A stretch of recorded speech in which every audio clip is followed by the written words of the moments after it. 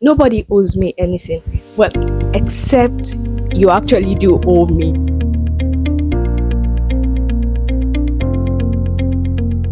Entitlement is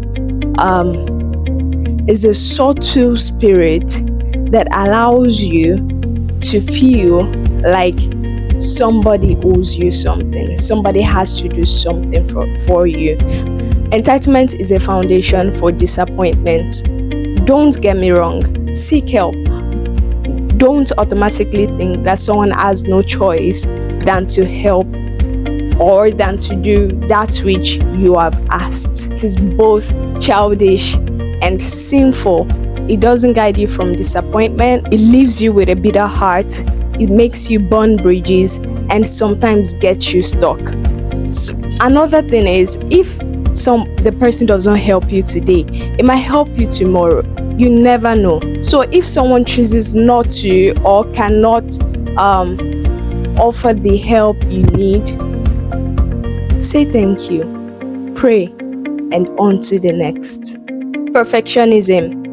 There is an appetite that we cultivate as a result of certain templates we have built for ourselves, neglecting the work done and years of experience taken to reach that height. For example, I love to speak, I love to create content, but most YouTubers I have seen or that I look up to have beautiful houses, beautiful backgrounds, and they seem to have much more collected thoughts than there is me,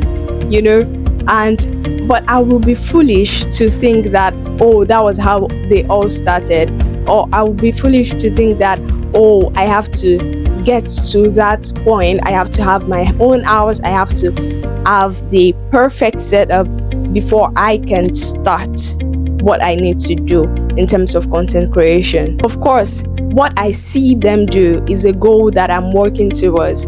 But until then, until we get there, we keep working, we keep putting effort into what we can. It will be a delay in the journey of destiny if I wait for that perfect system, that perfect setup.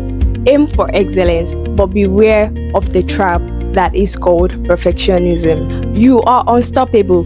If it doesn't happen now, it will happen soonest. Do not limit yourself. Is there anything too hard for God to do? No, certainly not. Tested and proven. Don't cage yourself. Think possibilities. Think global. Think sustainability. You can be the best, and you can be that which God has called you to be. Follow His instructions, follow His precepts, and you will get there. A lot of people now on social media, in the advent of social media, and a lot of people tend to can air their voice. I am airing my voice right now. A lot of people have platforms, have built platforms for themselves to be able to air themselves, air their opinions.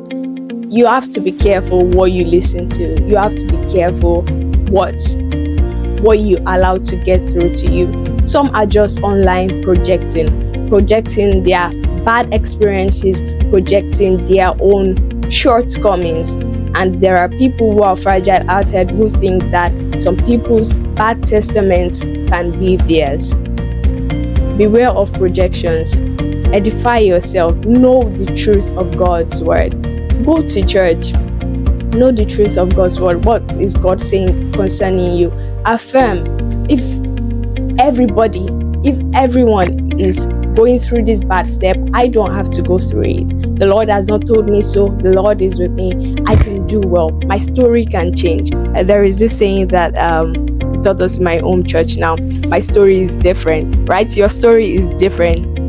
Imbibe positivity.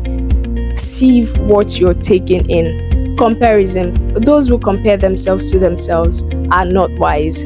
Do not get me wrong. It does not mean you cannot look up to someone or watch people's steps to know, like, to imbibe certain things and want to be better for yourself. But you can be motivated, you can be inspired by other people's doing. But comparison in the sense or in this context would mean that you are almost neglecting that which you are called to do. You're watching someone to be able to do yours. You feel almost neglecting your own aspect and following someone else's aspect just because that person seems to be doing all right. It almost leads to envy, jealousy, smallness, and can be a huge distraction. So, be motivated, be inspired, but don't be trapped in the spirit of comparison. So, what do you do in the year 2025? Heal. And healing can be in a lot of ways. Heal from the harm you're doing to yourself. Heal from the harm that others have done to you. Hurt people, right? Love. Grow in fellowship with the Father. Learn. Grow. Enjoy the moment. Be grateful and have a beautiful 2025.